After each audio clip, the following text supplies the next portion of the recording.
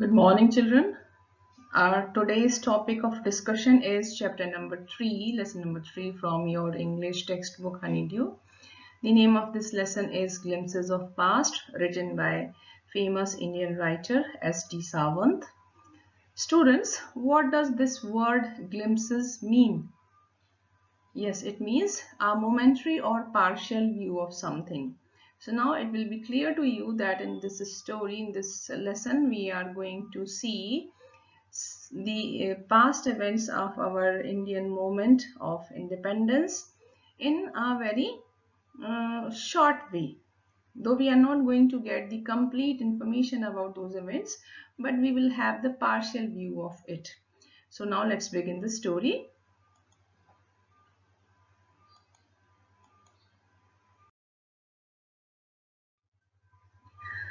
About the writer, first of all, we will know something about the writer of this lesson. S.D. Sawant, also known as Shivaji Sawant, was born on 31st August 1940 in Kolhapur. He was an Indian novelist in Marathi language, means he was writing in Marathi. He is known as Mrityunjay Kar. It means the maker of Mrityunjay. Because he wrote this famous novel Mrityunjay, so he is also known as Mrityunjay Kar. Means he is the creator of Mrityunjay. For writing the famous Marathi novel Mrityunjay, he was the first Marathi writer to be awarded with the Murti Devi Award in 1994. He held the post of Vice President of Maharashtra Sahitya Parishad since 1995. He was the President of Baroda Sahitya Sammelan in 1983. And on 18th September 2002, he died at the age of 62 in Goa.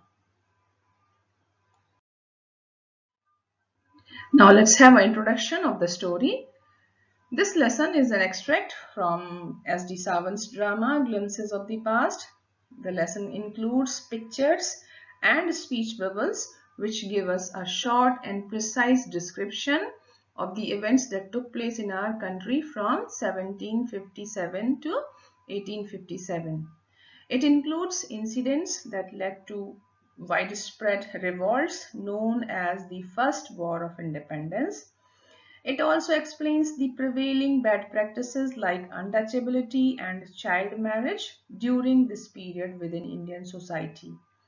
It provides a glimpse of how the British East India Company expanded its power in India and exploited Indians, how they robbed landlords and farmers of their land, created situations that led to the famines, and compelled patriots to launch widespread massacres.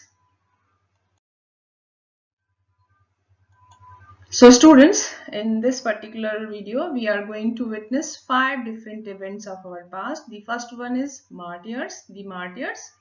Second one is the company's conquests from 1757 to 1849. Third one is British rule 1765 to 1836. Fourth one, Ram Mohan Roy 1772 to 1833. And the last event that we are going to see in this video is the oppression from 1765 to 1835. So now let's begin with the first event, the martyrs. So students, martyrs means the people who sacrificed their lives for the sake of their country. Now in this scene, it represents a function that took place in Delhi. Here, the famous Indian singer Lata Mangeshkar can be seen singing "Ae Mere Watan Ke Logo," and alongside her, Indira Gandhi, Pandit Jawaharlal Nehru and Lal Bahadur Shastri can also be seen. These are the 3 former prime ministers of our country.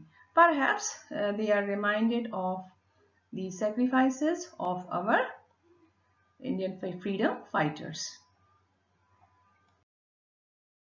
So students, this is the picture of the second event, the company's conquests from 1757 to 1849. Here you are going to see 2 pictures. First one is India in 1765. And the second picture is the picture of a scene in some palace of some prince. So the first picture tells us India during 1765. Here the yellow part is referring to Indian princes and the pink area is telling us about the British territory. In this pink area only the Britishers were having their governance. But gradually what did they do? At the beginning they only came as the traders, but slowly and gradually they begin to expand their dominance in our country, and the reason of it were many, but two important reasons that we are going to discuss here are: number one, they were having superior weapons. Okay, so with the help of those superior weapons, the British East India Company was extending its powers in 18th century India. This is told in this first picture. Initially, they were only limited to the eastern part of our country, but gradually with the help of those superior weapons, they expanded their governance throughout our country. And the second reason for their victory over our country was the constant fights of our princes, our Indian princes.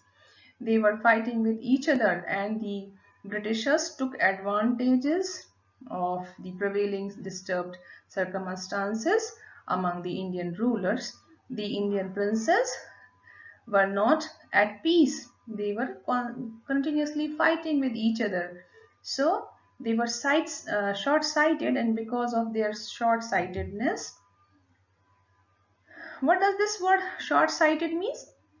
Means they were only considering their immediate benefits, but they were ignoring the long-term consequences that they would face after taking help from the Britishers. So these two reasons helped Britishers, the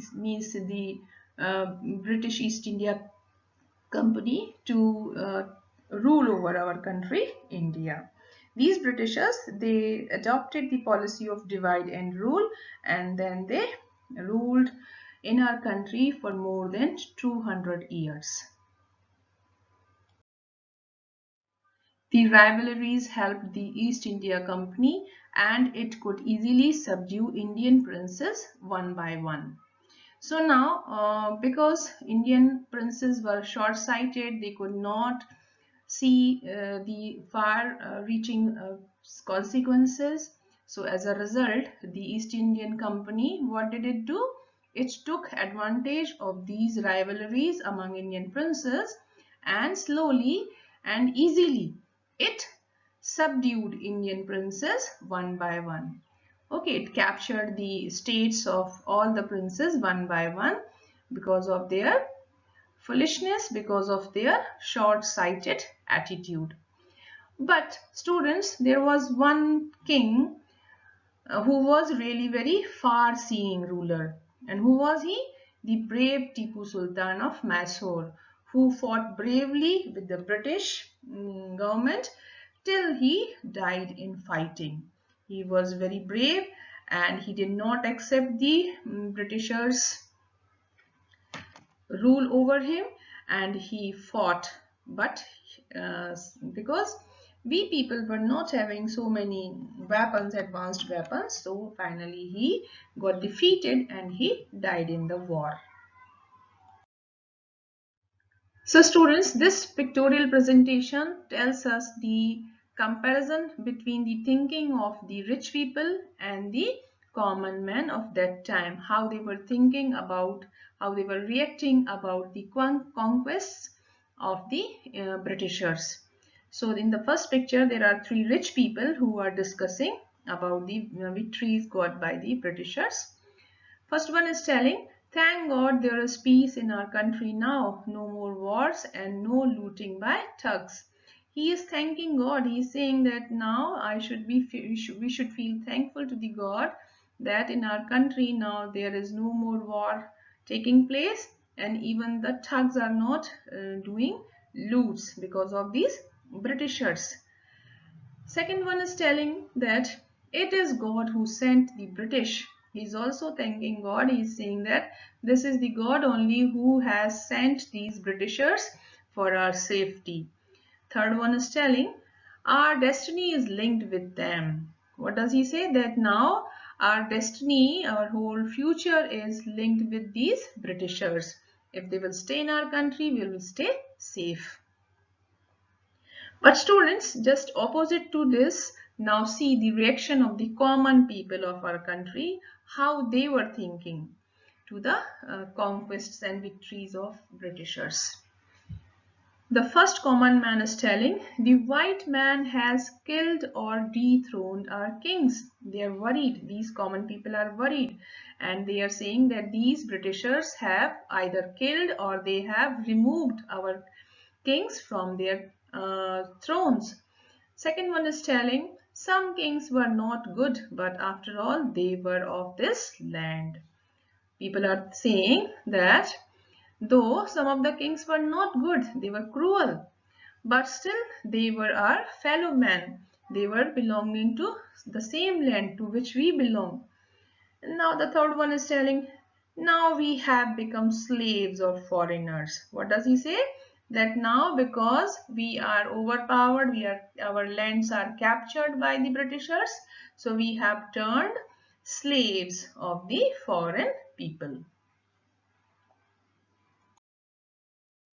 Now this is the third event that is explained here. This is British rule from 1765 to 1836.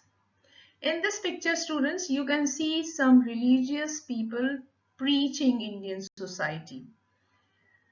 Religious leaders preached ideas like untouchability and child marriage. Here, these Indian preachers, these gurus, the leaders, they were teaching some malpractices in our Indian society such as untouchability and the child marriage. What does the guru in the first picture say? Anyone who crosses the seas loses his religion. He was of the view that if anybody goes out of the country and he crosses the seas and goes to some other country, in that case he will lose his religion. And in the second one, all the miseries in the world is all the misery in the world is due to women. Means the Indian society at that time was against the women, and the gurus were telling that in the world all the problems, all the miseries that we have to face are due to only the women. So these were the two malpractices, the bad practices that were taking place, that were prevailing in our society during this British rule from 1765 to 1836. The truth was that Indians had lost self-respect. The British scorned them. The native are unworthy of trust, incapable of honesty. True, Your Honor, but I am not honest. So here in this picture we can see that two Britishers are sitting and one Indian is bowing in front of them. Here we can clearly find out that Indian had lost self-respect, and because of this the Britishers hated them, hated Indians, and they thought that Indians are unworthy of the trust and incapable of honesty. And we people had to suffer a lot because of this attitude of ours. Being merchants, the British wanted quick profits. Their heavy taxes forced farmers to abandon their fields. See, in the second picture, we can see the scene of a village where some villagers are standing. They are requesting the British official. And what does they request? What do they request? But your men are taking all my crop. You are still in arrears. If you don't pay next week, I'll send you to jail. So this picture, students, very clearly tells us that the Indian farmers was tortured were exploited by the Britishers for their quick benefits, because these Britishers were the traders and they wanted quick profit. So for that sake, what did they start to do? They started to throw heavy taxes on Indian farmers, and because the Indian farmers could not pay those heavy taxes, so they had to leave their fields and they turned slaves. Now here in this picture, one farmer is requesting that some of the crops should be left in the field for their own use, but the Britisher is telling that you are still in arrears, means you are still having money that you have to return back to us. So now if you will not pay that money till next week, I'll send you to jail. Means these farmers are regularly tortured by the Britishers.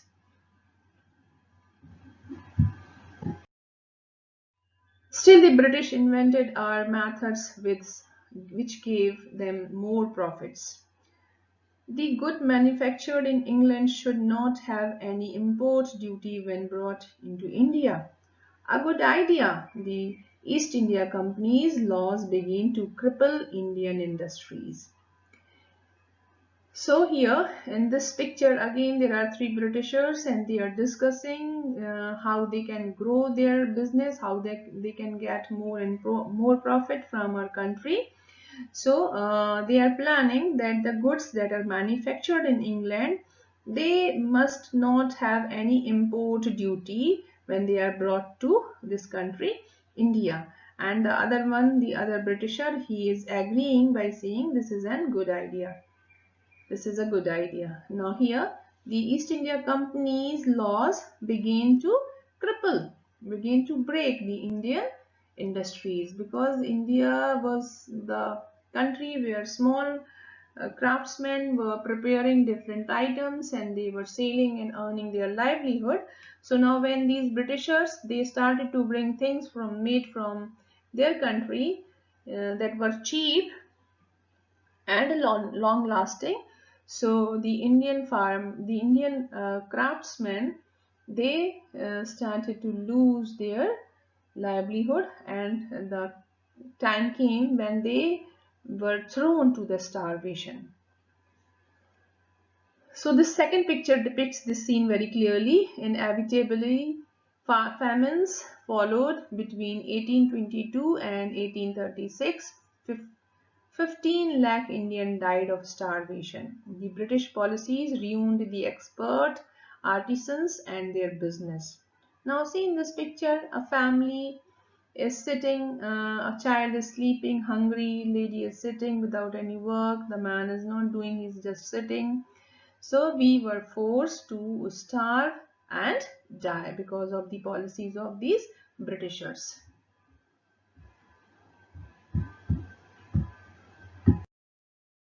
Now this is the fourth event, Raja Ram Mohan Roy from 1722 to 1833. Ram Mohan Roy, a learned man from Bengal, understood what was wrong with the country.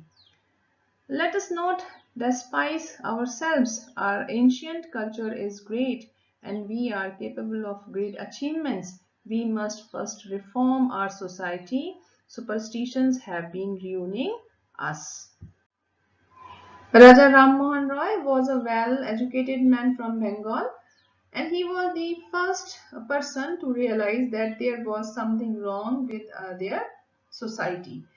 He was of the belief that Indians must not consider themselves inferior or look down upon themselves.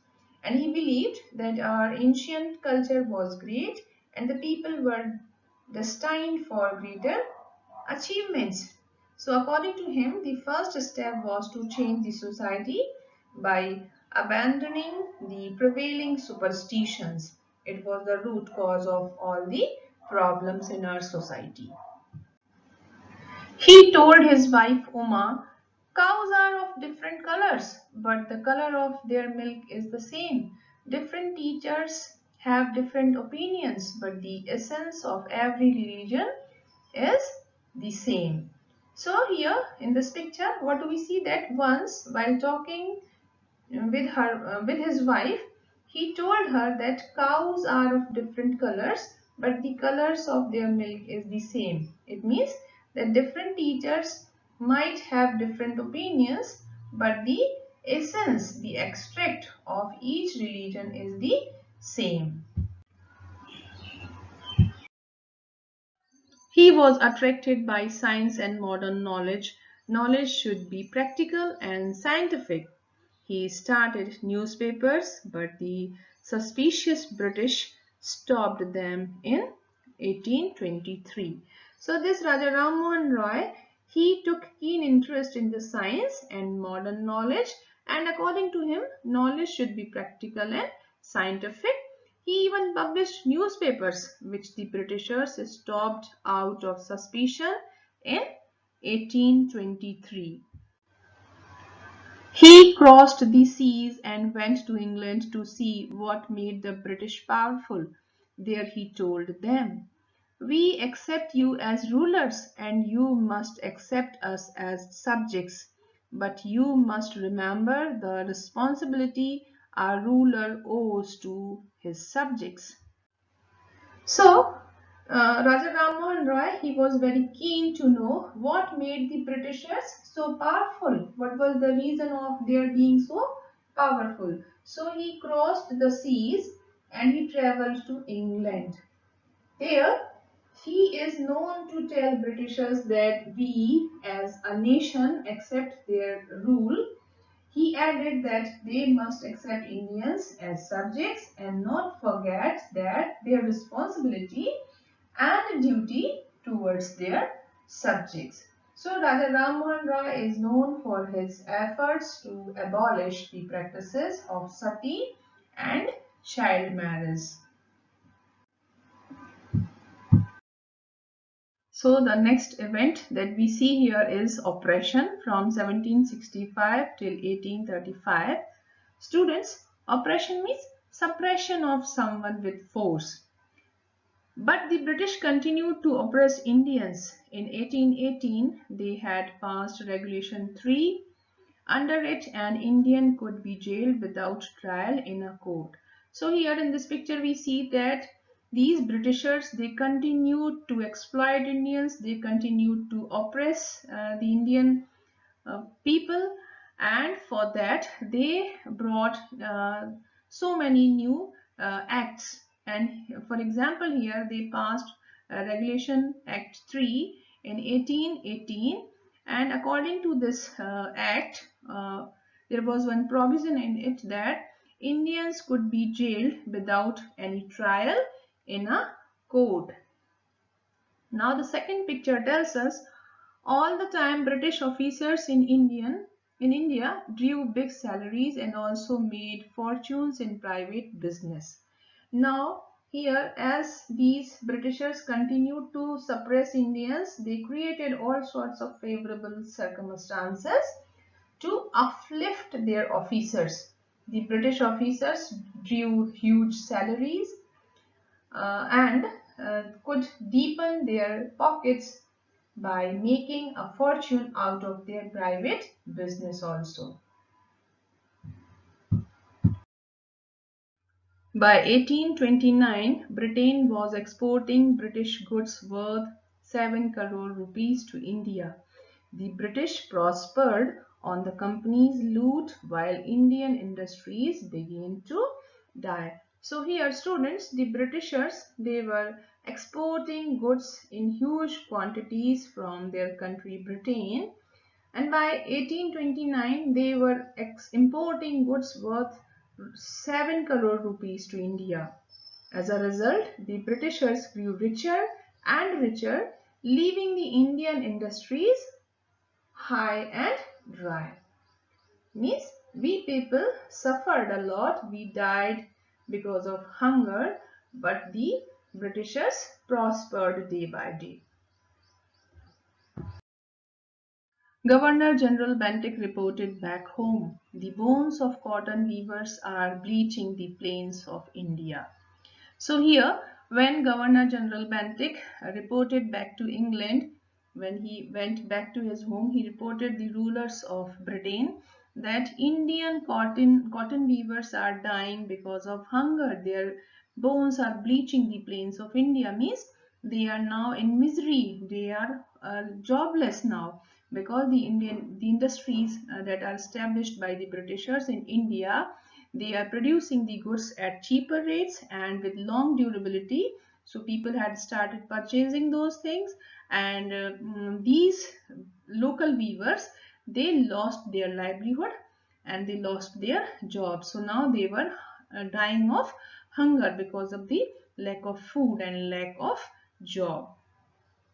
So students, now this is the end of this first part of our explanation of glimpses of past. In next video, I'll meet you tomorrow. So till then, take care of yourself. Thank you.